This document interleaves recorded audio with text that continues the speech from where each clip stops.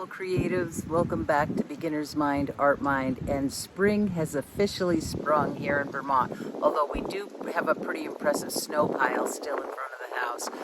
This week's video, I do some palette loading, I do some color choices and mapping, and talk to you about the pigments and the colors that I decided to put into my second Art Toolkit palette. This is the Folio palette, and I set it up as a dry gouache palette. This is my first dry gouache palette, and I had talked to when the folks at Art Toolkit gave me the tiny palette, their Explorer palette with the Van Gogh watercolors in it, and I did a video on this. I'll try to remember to put a link above to that video. But when they gave me that palette and the blue case that goes with it, the Plein case, we had talked about testing out a gouache palette. So that's what I'm doing in this video. I'm loading it. I'm choosing 3 different brands of gouache to use. There are a couple of glitches in the video. The video got really long, so I had to do some kind of choppy editing, so forgive that. I was extremely brain fogged. Those of you that follow my channel know that I've been really struggling with a autoimmune flare-up, and I'm really struggling with a lot of brain fog, so please forgive that. And the other thing is, I had tested out a new mic. I had told my patrons, I forget if I had mentioned it here, that I had ordered a new mic, and it was a disaster. I had to chop a lot of the video out because the mic completely went dead, and in other areas there's a little bit of static in the background. I tried to clear it up in post-editing, but please forgive the inconsistency of sound because the mic, I sent it back. Actually, it was a disaster. So happy spring. I hope you enjoy the video. There's a lot of content here. You know, I even throw in some color mixing. So if you're a fan of seeing how people lay out their palettes, or if you're a fan of color mixing with limited color palettes, it's all in here. And at the very end, I show you a plein air painting session that I did where our crocuses have popped up over there. They're the first flower that has popped up. So they were the subject of my first plein air painting with my dry gouache palette. Oh, and for my patrons, I actually did a video where I loaded my wet gouache palette too. So this will be going up on Patreon if it hasn't already gone up. I show you how I made the color choices in loading this and some color swatching of the wet palette. So I am set for the plein air season. I have 3 palettes loaded. Here, I'm going to flip the camera around so I can show you. So I have my Art Toolkit Explorer palette loaded with watercolor, my Art Toolkit Folio palette loaded with dried gouache, 3 different brands, and my Trance and Wet Gouache palette loaded with wet gouache. So I am set for the season and looking forward to getting out and doing some plein air painting. Okay, I hope you enjoy the video. So although I'm not technically doing unboxings anymore, I do want to give shout outs to companies that use completely environmentally friendly packaging in their products. I had already opened this, but as I was kind of tearing into this and unpacking it, I was so impressed that there's just no plastic. There's no puffies. There's no sealed air plastic. It's all paper. It's all recyclable paper. A jury at Senex sent me a complete set of the Senex gouache line. I am so super excited to try out these other colors. But what she also sent me that is really awesome is the complete list of pigment numbers and light fastness on their paints. So this is going to be really fun. Yeah, I'm going to unpack these, and I'll be putting some of these into my Art Toolkit. Remember my Folio palette that Art Toolkit sent me? I still have to fill this. And yeah, I'm going to be trying a mix of gouaches in these and see which one I like best dry. So I'll be using some of the Senex gouache. I'll be using some Holbein. I actually only have a couple of Holbein colors, but I'll also be trying M. Graham to see which one I like working with in a dry palette best. So that's going to be really fun to do. Okay, so let me unpack these and have a look at them, and I can't wait to go over the pigment numbers with you guys.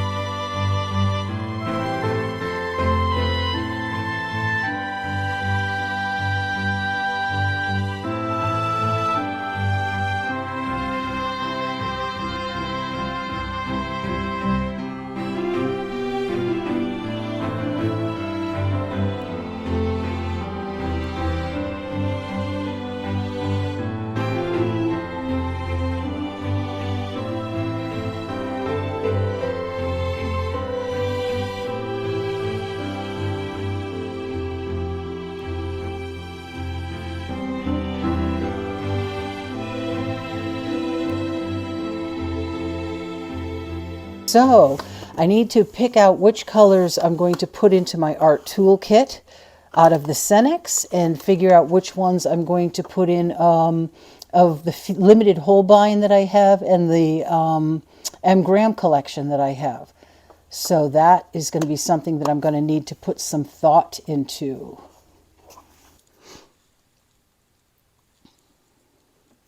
Okay, so there are the swatches and of the full line, and they are very highly pigmented, super flat, beautiful colors, a nice range of colors. I mean, so much can be mixed with these because, as I said before, most of them are single pigment. There's some double pigment, and I think there's only a couple that are triple pigment. Yeah, so this is a fabulous set. Okay, so all of these have a number 3 light fastness except for the vermilion is a number 2, the Provence is a number 2, and the deep yellow is a light fast rating of number 2. So they all have really good light fast ratings. The rest of them are number 3. So the lemon yellow is PY3. The deep yellow is PO13 and PY1. The yellow ochre is PY42. The vermilion is PR21 and PO34. Scarlet is PR21. Crimson is PR8. Sap green is PG7 and PY1. Olive green is PY1, PG7 and PO43. The cerulean blue is PB15 and PW6. Ultramarine blue is PB29. Provence is PB23, PW6, and PV19. Burnt sienna is PR101 and PBR6. Burnt umber is PBR6 and PBK11. Gray is PBK11 and PW6. Black is PBK7 and white is PW6. So that's the light fastness and the pigment numbers that they sent me. So I came up here today hoping to get some intuitive painting done, and that is not happening. Part of the reason is because I really wanted to get this set up because it's going to take a couple of days to fully dry. And I want to be able to take this outside. The weather is just starting to get, well, it's actually still pretty cold, but I expect it to warm up any minute, and I want to be able to take it out. So I'm going through testing colors, trying to pick my greens, trying to pick my warm and cool red, and then trying to pick which brand I want out of 3 different brands. And I'm comparing my pigment numbers, my Senex pigment numbers. I'm looking at the colors that I had in last year's Transin palette. And it would have been so easy if I just stuck with the colors that I had in the Transin palette. But I decided to go into a whole different direction this year. So I'm doing a lot of looking up of pigment numbers and information on colors, because it always blows my mind that something like quinacridone violet can be PV, pigment violet 19, but then quinacridone rose can also be PV 19. That's an M gram color, and that's an M gram color. So it does get a little confusing, but I do want to have good mixing colors.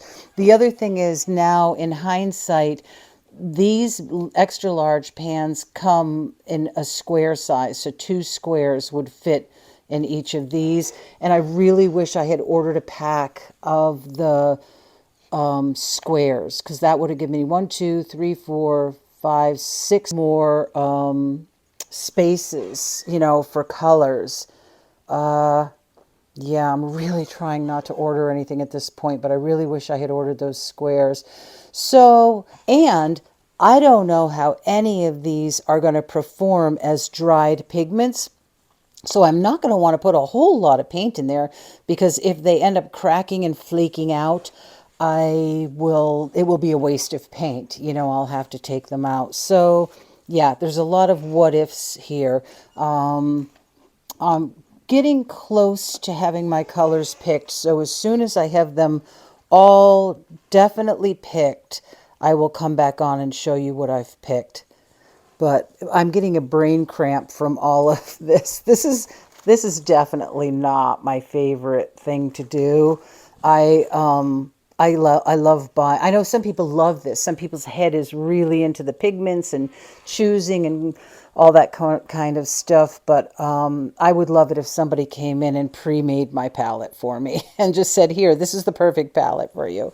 But then again, you do want to do it your own way. You know, you buy these pre-made palettes and they're not always exactly what you'd want. So it is a good exercise to do, but it's just taking way longer than I had hoped it would take today. Okay, so half a day later, I actually have my pigment list made up, my first original map made up to come up with the numbers to write the list, and then I copied the list over to here, painted out my color blocks. I have decided that with these really big ones, I'm either going to order the 2 squares that will fit in each one, or order another pack. I think they come in packs of 8 of these little ones, and divide these areas up instead of having them this big. I think that's what I'm going to do. So I did add a couple of colors. So what I have here, let me set my camera in the holder so I can show this to you and read you what I'm thinking. This is how I think it's going to go. This was some of the color tests that I did to try to choose some of the colors. So it's a project. It would have been a lot easier if I just copied last year's setup, but this is a very different color arrangement for me, so I'm kind of excited about it. We'll see how it works out. So my back is actually really killing me after all of this.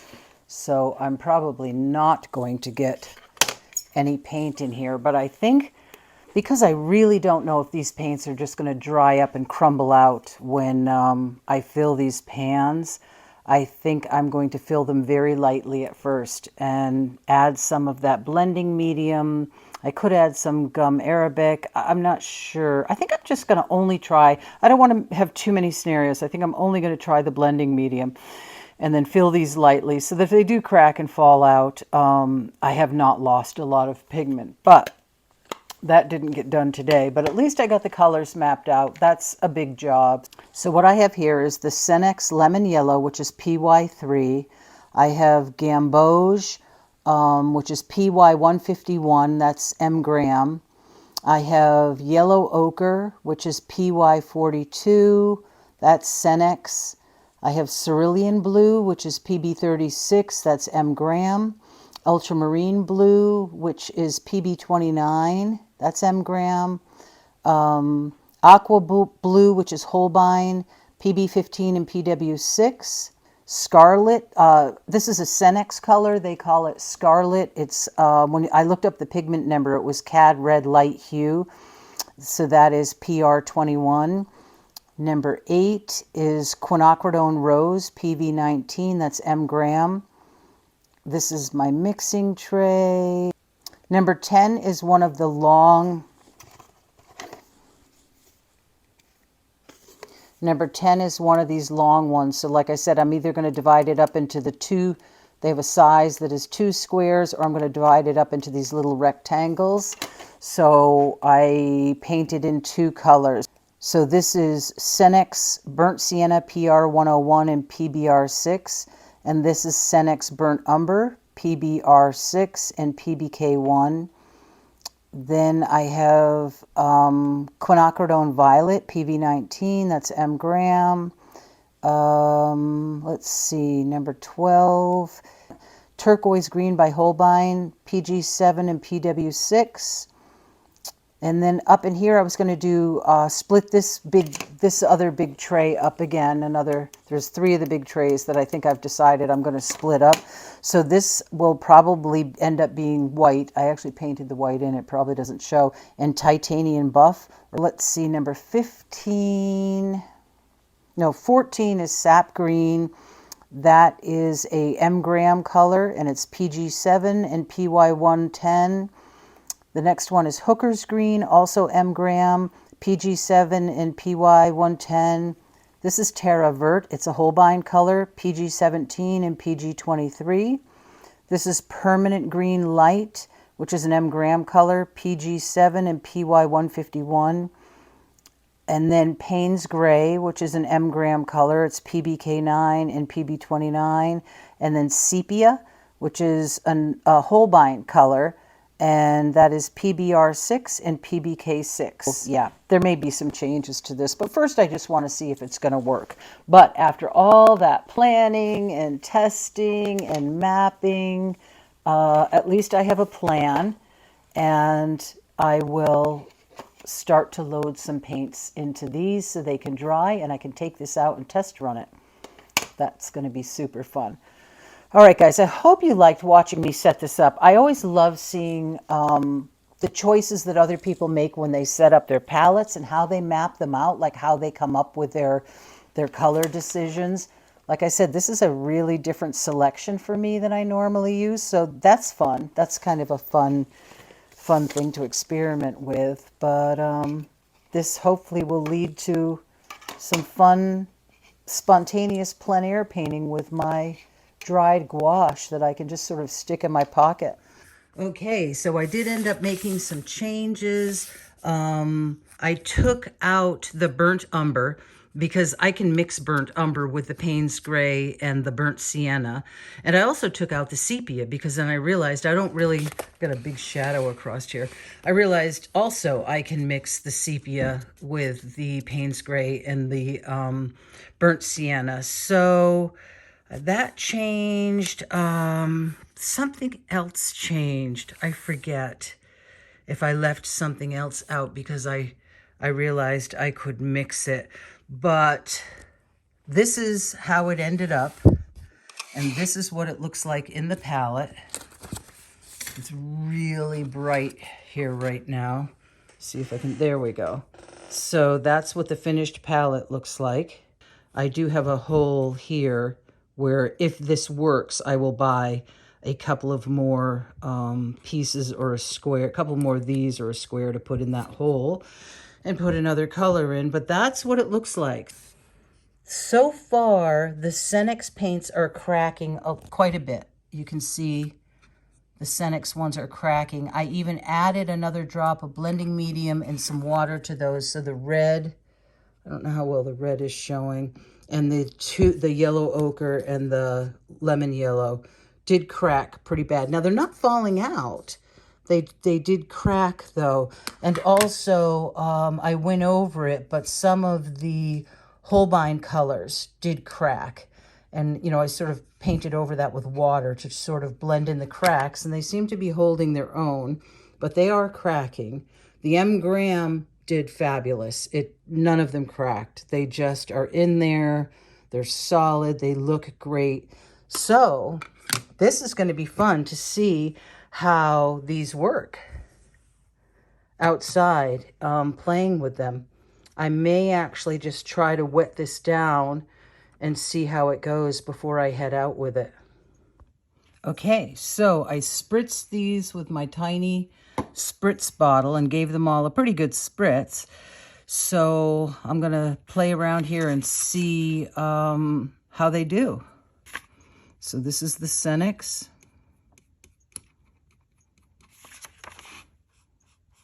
Oh, interesting. Because that looked so dry, I didn't think it would re-wet that easily, but it did. Put down like a pencil line just to see.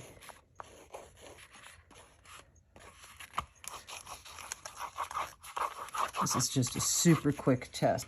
That is the yellow, which actually I should put it over the pen. Well, and we know that this yellow was very translucent. So, wow, that is interesting. So even though it cracked, the Senex re-wet really easily. So as long as the cracking doesn't cause it to fall out of the palette, that's super.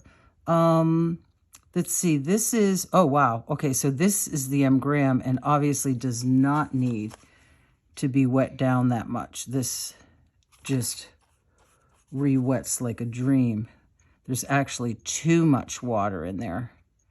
So this may actually not even need to be wet down.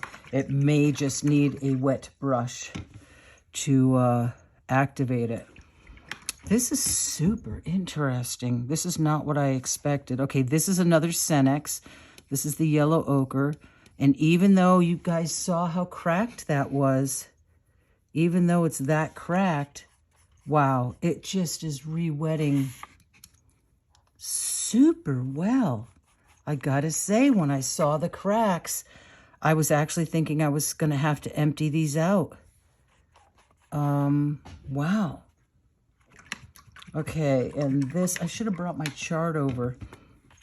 This, I believe, is the ultramarine blue. No, this is the cerulean blue. This is the M Graham. And again, this may not need wetting down because it's so juicy. And this was, oh gosh, the first paints that I put in here have been in here, what, 3 days, 4 days maybe? So they are dry. This was the M Graham Ultramarine Blue. Yeah, again, wow, not even sure these need to be spritzed. These just, oh, this is so exciting, guys, because I really would love to be able to carry around. These are really re-wetting beautifully. So this is the Holbein, what is it called? Turquoise blue, I think. I don't have it out in front of me. And again, this one cracked, little harder to wet, so this one probably wouldn't hurt to have a drop put in it to re-wet before you paint, but really nice. Okay, so I grabbed my chart so I can remember what colors are what. So, okay, so Scarlet Red, which is a Senex. Senex calls it Scarlet. It's the pigment number is Cad Red Light Hue. So this, ooh, that's Senex, huh? That re-wet. Now that didn't crack as much. Yeah, that's definitely Senex. Wow, that actually re-wet like the M Graham. Really nice. Wow. So surprised. Yeah, that's picking up. Really. I only filled these about half full. I may end up going back and filling them more now. Wow. This is so cool because it's performing way better than I thought it was. I did think that there might be a chance that this didn't work and just came out like, you know, a very thin watercolor, opaque watercolor wash. I'm actually getting some really rich pigment there. Okay, number 8 is Quinacridone Rose. So this is an M Graham. And again, just picks up really nice. But I have to say that Senex cad red hue, or scarlet as they call it, picked up really well. I don't know why there's a torn out section here. I don't know what that was. Sometimes I write notes in my journals and tear out a section. Now this is transparent. Quinacridone, what did I say this was? Quinacridone rose or quin red? Quinacridone rose. So nice. Okay, so this next one is Quinacridone Violet. This is the M gram. Oh my gosh. So the longer it sits, I am just getting really rich. I don't know if you can tell with the lighting, but oh my goodness, this is working really well. I'm so excited. Now, it'll be interesting to see what the longevity is of it. You know, if in time they crack. Remember, I did put 2 drops of Winsor & Newton blending medium into the pans with a pipette, and then I mixed the paints in. I put a little bit of paint in, and then I mixed that little bit of paint with a long toothpick into the paint, and then I added more paint and then mixed that all together. That seemed to be the easiest way to go, because if I put the blending medium in first and then just filled it, it was too hard to mix. So it was easier to do that way. But wow, wow, wow, wow. This is such an awesome test. This is why experimenting is awesome. Okay, what's next? The next one is turquoise green. It's a Holbein color. And again, the Holbein colors don't come, well, I don't know. It's coming up pretty good. They don't come up as thickly as the M gram, but that, you know, it's pretty good. I gotta say, it's pretty good. Yeah, it doesn't feel like it's coming up as thickly, but it is coming up really well. So number 14 is sap green, M gram. Wow. Wow, wow, wow.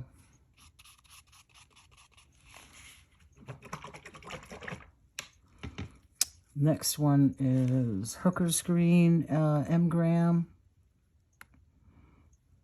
Oh my gosh. This one must have had more water in it because it's lifting a lot. Oh my gosh, that's gorgeous.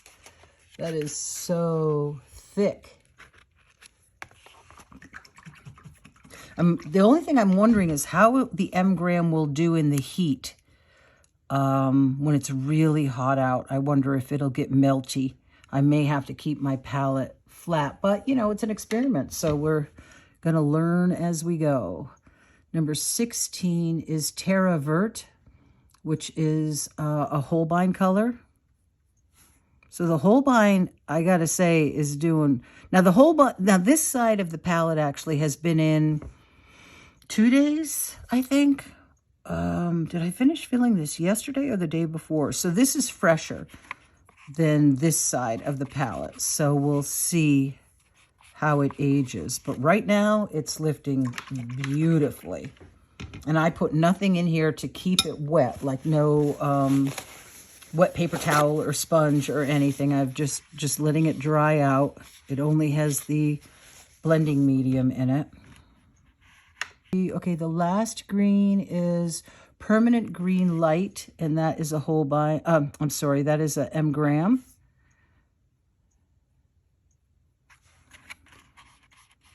Wow, this, I've never had this in one of my palettes before, this bright green, so I'm interested to see how that works for me for mixing other greens with that as a base this season. And then, like I said, I took out the burnt umber and the sepia because I realized with Payne's Gray, which is an M gram, and burnt sienna, I can mix all of that. So I don't need that. I don't need all those extra colors. I'd rather have less colors and mix some colors on my own. I usually only have 1 or 2 greens because I usually prefer to mix my greens. But I thought this year I would play with more greens and see how that goes. This burnt sienna, I actually, when I changed it, I didn't write down which brand it was. Oh, how silly. Yeah, I think it's M-gram. I think it is. I'm almost positive. Okay, and just to show you what I mean, if you have the Payne's Gray and the Burnt Sienna in your palette, not needing the burnt umber or sepia. Now burnt, let's see, burnt sienna and raw umber, the earth tones are dry much harder. They are always going to be more difficult to re-wet and crack more, but there's the Payne's Gray.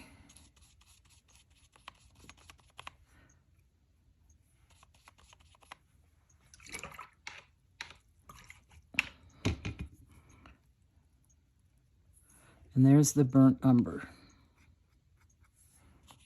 So if you mix those together, you can get your raw umber, and depending on how much of the Payne's Gray you mix in, you can get your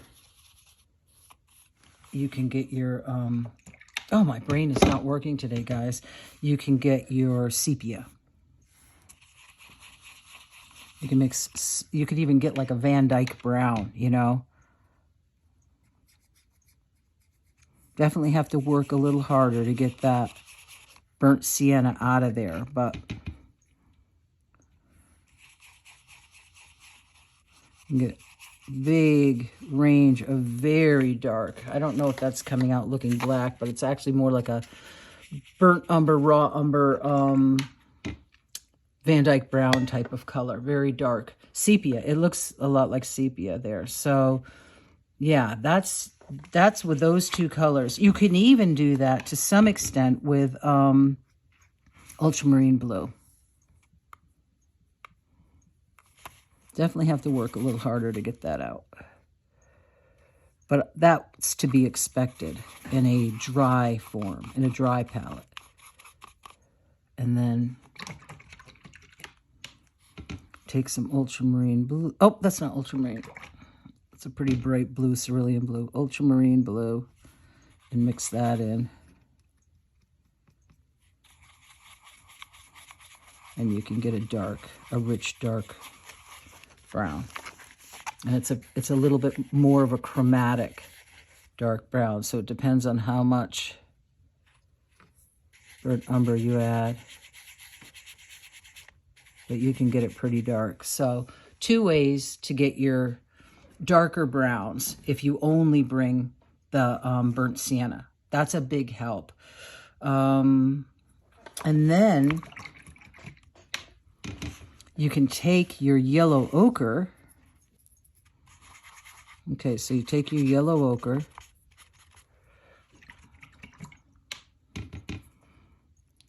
and your burnt sienna, and you can kind of get your raw sienna. So you don't need to carry yellow ochre and raw sienna because you can get it just by mixing. So the burnt sienna is really versatile. If you only have room for one brown, that's really all you need. You can mix your other browns, your raw sienna, burnt umber, raw umber, Van Dyke brown, sepia. You can get all of those with these various mixes using the burnt sienna. So that's a good hack to know. And then, of course, with the Payne's Gray. Uh-oh, you guys know how I get when I get on color mixing. You can get a good gray. See how we didn't see how the white re-wet surprisingly well. White can be hard to re-wet. So you get a very blue gray with the Payne's Gray, but then if you mix in some of that burnt sienna, you can get a warmer gray.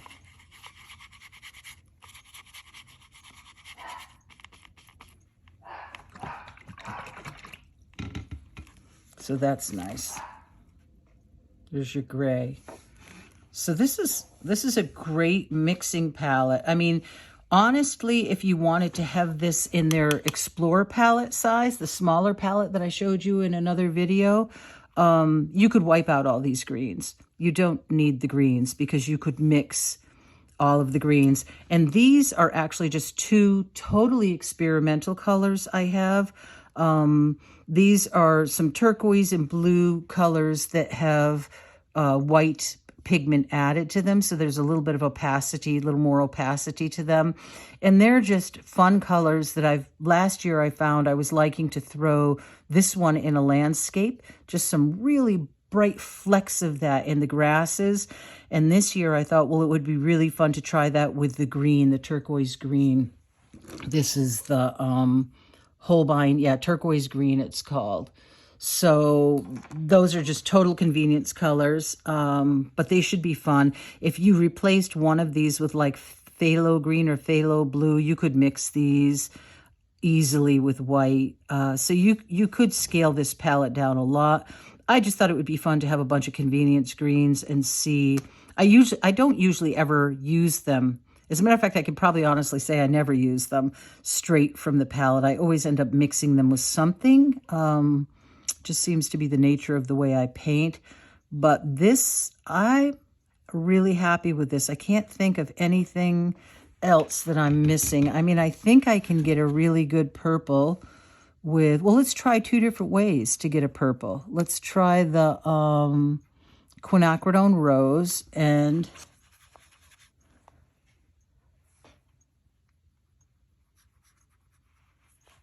am I still in here? Lately I keep pushing out of my shot. I'm trying to get better at not doing that. Okay, the quinacridone rose and the cerulean blue.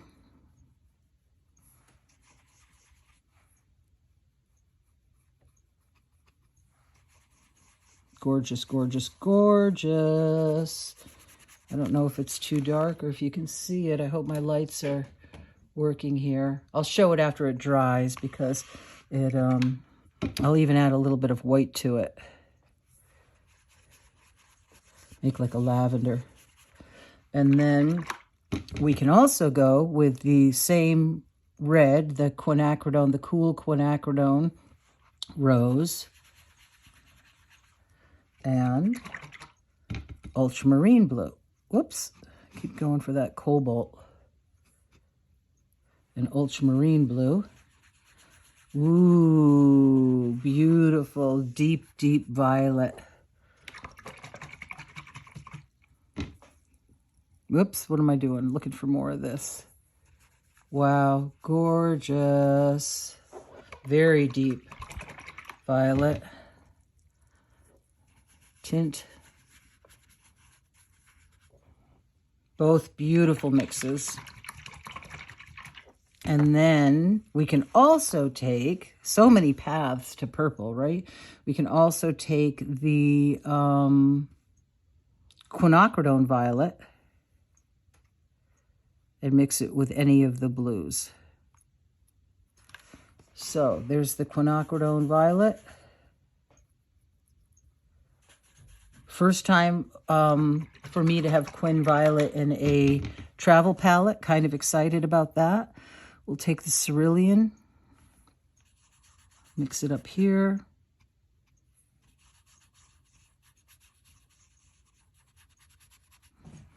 And the ultramarine, mix it down here. Kind of ran out of room for this, didn't I?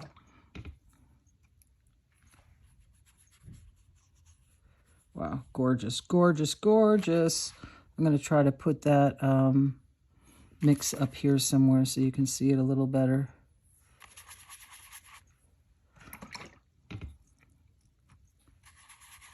Gorgeous.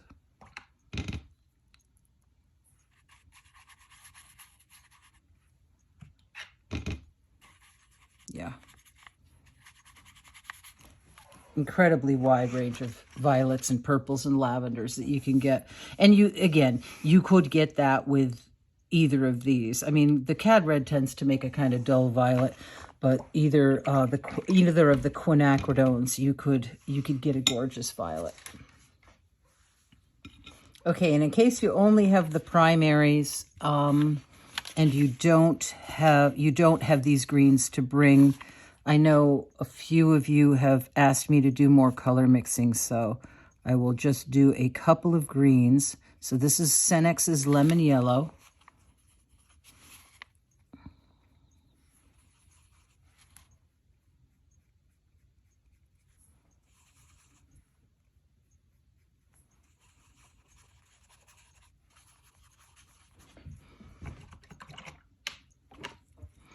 This is the Cerulean Blue. This is M. Graham, Cerulean Blue.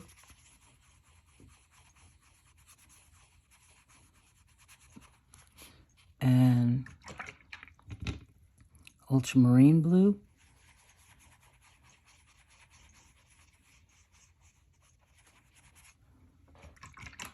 A very dark green, a really bright green. Just out of curiosity, let's try this Holbein Turquoise Blue. There's probably multiple pigments in there. Oops. This is why I think I'm going to get a second container for yellow, one for mixing. Ooh, that is a bright, bright, bright, like electric green. And then, of course, with any of these, if you just add a touch of red, you can bring it back and to a more muted green. So always, if you want to mute your green, just add a small touch of red. Oh, that might have been a bit much. That made more of a brown. Let's try adding some more yellow to it. There's a real nice muted green. So many greens you can get just by adding red. Okay, so let's try this. Is this Gamboge? Yeah, this is Gamboge. So let's try Gamboge with cerulean. Ooh, kind of a muted, this reminds me of those smoke colors by, is it Holbein who does those?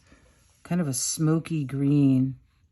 This would be a really nice distant hills color as you're getting atmospheric distance in your painting. That would be nice. So that was with cerulean. Let's try that with Gamboge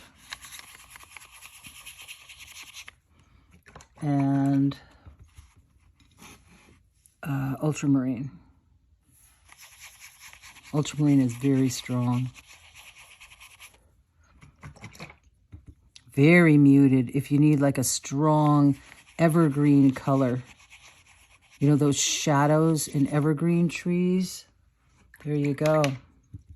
That's a great shadow color for evergreens or the base of trees or hedgerows.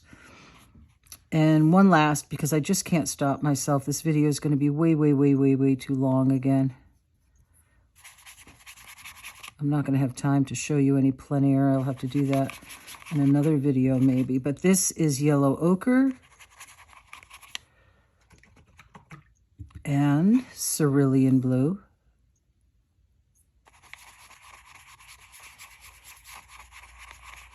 Very muted color. Again, a great color for atmospheric distance. Oh, I hope these colors are coming out right on here and not just looking muddy, because it's so hard to capture colors. And then you could even tone this down with white for even further atmospheric. Same with this one. That would be a great atmospheric hill color. Hope this is showing. And what didn't I do? That was cerulean. Let's try the yellow ochre. I'm going to use all my paints on color tests, you guys. Yeah, that was Gamboge. Okay, we'll try it with ultramarine.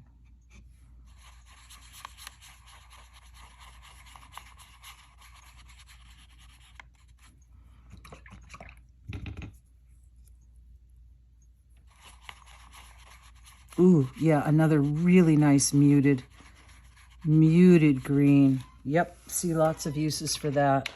You could bring that into a brown really easily. Let's add a touch of the cad red, show you what happens.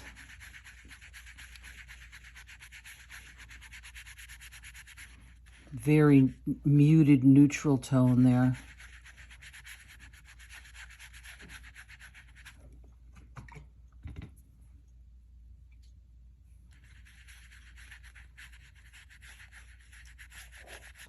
Nice light brown, which you could deepen with more blue. So there you can even, you know, like I've showed you before, mixing your browns. Yeah, so great mixing palette. You could leave all these convenience colors out and mix them yourself with just these other colors. But I need to get this puppy outside and give it a try. Yeah, this is going to be a lovely set. Awesome neutrals, which are so important in a landscape. You don't want only highly chromatic. Well, you can do that, but it's nice to have some nice neutrals, purples, browns. Yeah, I'm really pleased with this set that I put together this year. So we'll see how well it functions out in the landscape. Okay, so here is my Art Toolkit Folio filled up with gouache and dried. And I'm about to test drive my new dry gouache palette for the first time. It'll be my first time having used dried gouache, so this should be fun. And I thought, what better way to test it out than on some crocuses? Because that's about all we have that's blooming so far. Okay guys, so working with the dried gouache in my Art Toolkit Folio palette worked beautifully. The paints just flowed great, and I loved them. I loved working this way. It was a lot of fun. So I would call this experiment a success. I'm really looking forward to putting some miles on my dry gouache palette.